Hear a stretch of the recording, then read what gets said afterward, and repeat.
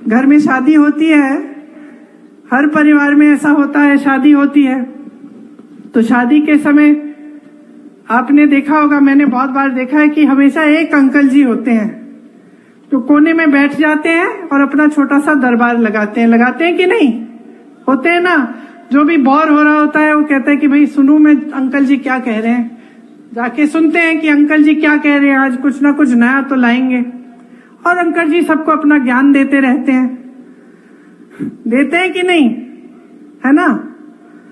अब आप बताओ, एक दिन अगर आप ऐसे एक शादी में या कहीं भी आप चाय की दुकान में बैठे और एक ऐसे ज्ञान देने वाले अंकल जी बैठे हों और वो कह रहे हैं सबको कि सावधान हो जाओ, अब जब सरकार आएगी ना कांग्रेस की तो एक्सरे की मशीन लाकर तुम्हारे घरों में जो बक्से पड़े हैं और जो घरों में तुमने छोटा अपना बचत अपनी की हुई है या तुम्हारी महिलाओं के जो मंगलसूत्र हैं उसको एक्सरे से निकाल के ये सरकार चोरी कर लेगी और किसी और को दे देगी।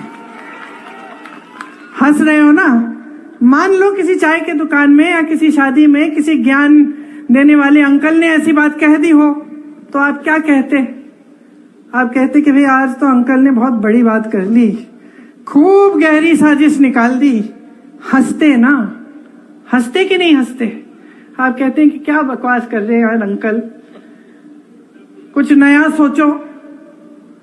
अब देश की परिस्थिति ये हो गई है कि उसी तरह से देश के सबसे बड़े प्रधानमंत्री जी जो सबसे बड़ा पद ले रखे हैं देश में, जिनके पास सबसे ज्यादा सत्ता है, उस पद की गरिमा को, उस पद की गंभीरता को आधार बनाकर ऐसी बकवास की बातें आपके सामने चुनाव तो वो सोच रहे हैं क्योंकि प्रधानमंत्री हैं, क्योंकि पद है, क्योंकि पद की गंभीरता है, वो सोच रहे हैं कि मैं ऐसे ही फिजूल की बातें करूंगा और पब्लिक सोचेगी कि ये सच है। ये सच हो सकता है?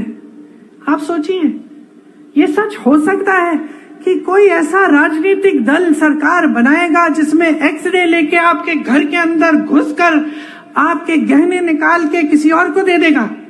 ये सच हो सकता है? अरे क्या इनको समस्या हो गई है हमारे न्याय पत्र से? क्या समस्या हो गई है? हम न्याय कह रहे हैं इसलिए, हम न्याय दिलवाएंगे इसलिए